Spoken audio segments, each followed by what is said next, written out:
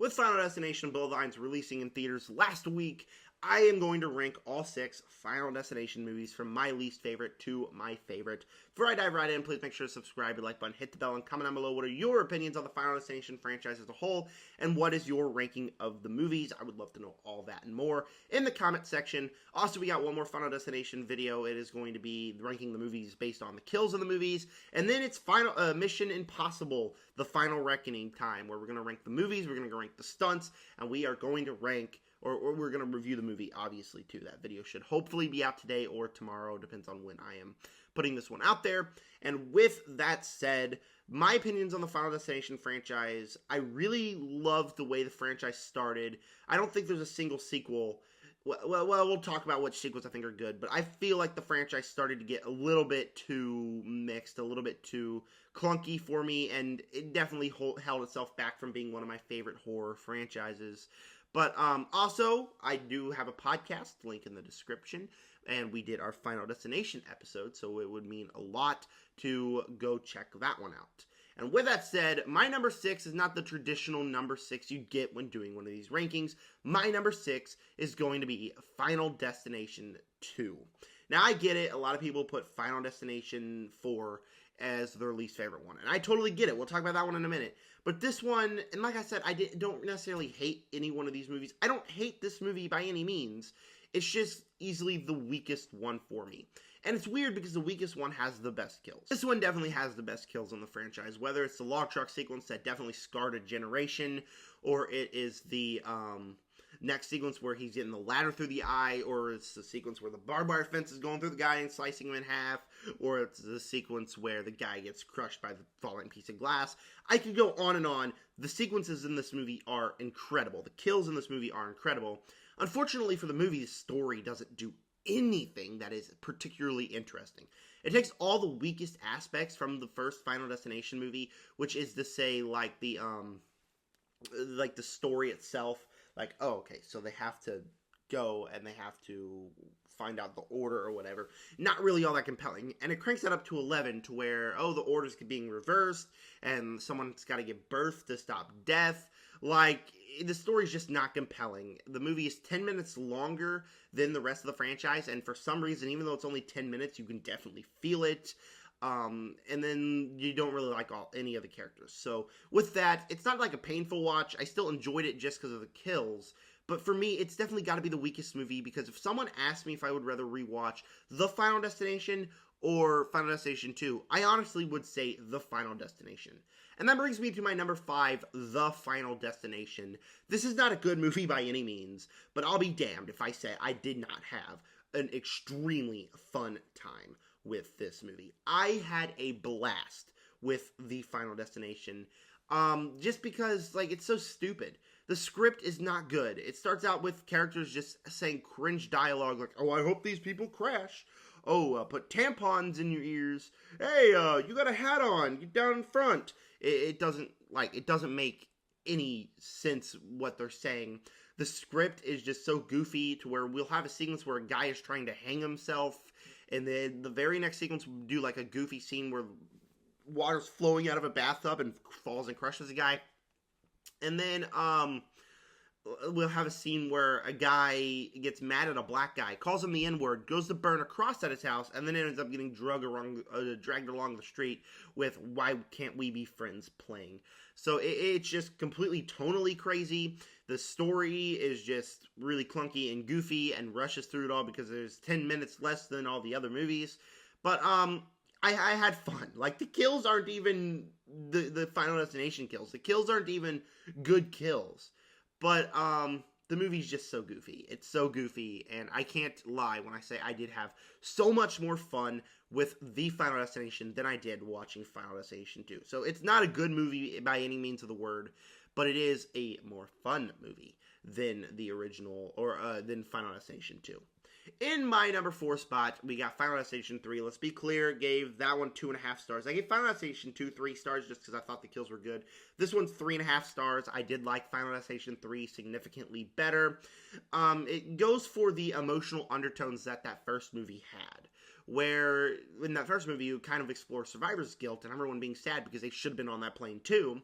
And this one, you also kind of feel that. You feel that there's deaths here and our characters are sad and it has that themes. And while the movie does get a little bit too emotional, a little bit too dramatic for a Final Destination film, it was nice having that, even because Final Destination 2 completely forgot about that along the way. It was nice to have that aspect. The characters are a little more likable. Our main one's played by Mary Elizabeth Winstead, who's probably one of our best leads in the franchise, so I particularly liked her. The kills themselves aren't particularly anything memorable. We got the tanning bed sequence, which I thought was okay. I didn't think it was like a top-tier Final Destination franchise kill or anything. And then we get the sequence where the guy gets a saw blade through his head in the drive-thru, which I thought that was a pretty good sequence. That was by far the best kill of the movie. But the kills aren't necessarily anything particularly great in this movie. Even like the roller coaster kill. I feel like the setup of that kill was perfect, but the execution just didn't do any justice. Kind of overly CGI, bodies flying everywhere. It didn't really make that much sense. But story-wise, it also kind of goes a more simple route where Final Destination 1 or 2, it gets a little confusing. In this movie, it's like, okay, yeah, this makes quite a bit of sense, right? So you're looking at a picture and something in the picture is going to kill you. Like, it's so much more simple than Final Destination 1 or 2. So for that reason, I had to like it more than Final Destination 2 and The Final Destination. So even though kills aren't necessarily anything as strong, by a story standpoint, this is one of the stronger ones in the franchise. My number 3, Final Destination 5. I think this movie is along the same boat as Final Destination 3. I do enjoy it. Something I do enjoy is that it's adults in this movie that are getting killed. So they actually have dreams. They have goals. Our main character is training to be a chef in the kitchen. So the movie's got goals. It's got stuff like that. I did like that. And they're particularly likable as well. The opening bridge sequence is one of my favorites in the franchise just because I have a fear of bridges cracking, and the execution was pretty good. We do have that 3D kills where like blood's spewing up at the screen, but I wasn't too bothered by it. I thought I did like the kills themselves because like I think it had maybe even more of those like 3D kills than the Final Destination did. But I still liked the kills in this movie. They're all bloody. They're all gory. I'm not really sure what I thought about his friend turning on him. Like, his friend's like, I couldn't kill a random innocent person, so I'm just going to kill an innocent person that I know. Tell me, does that make any sense whatsoever? No, it does not. It's a little bit confusing in that aspect, in that regard. But, our final scene of the movie, I really like, where they're getting on the plane, the original plane, and they explode, and it's something new, it's something fresh that they do for an ending, so left off at a really positive mark. So, I feel like any day of the week I could put Final Destination 3 or Final Destination 5 in my 3 spot. They're not as good as my 1 and 2, but they're not as, like, kind of mixed as my final 2, or my last 2 I had on this list. Number 2, and this is a hard one for me because I could go either way on this. I'm going Final Destination, the original. I really, really like this movie. I think it is a fantastic start to this franchise because the movie does a little bit more than just being a schlocky gore fest. The movie is a movie where they're dealing with survivor's guilt. They saw all their friends die on that plane. They had friends on that plane, and they're like, we're the survivors. It means we got to do something with our life. And, you know, it kind of gets a little bit emotional in the beginning of the movie, and it does something a little bit new, a little bit fresh that I thought that they would do in this franchise. And then, when we get to the shocky gore fest, it is so much fun. Every kill is so good, whether you get the kill with the tightrope choking around his neck, which it creeps me out just because, like, that's one of my fears, choking out with nobody around to save you. And then you get the kill where she steps in front of the bus. My jaw was on the floor the whole time.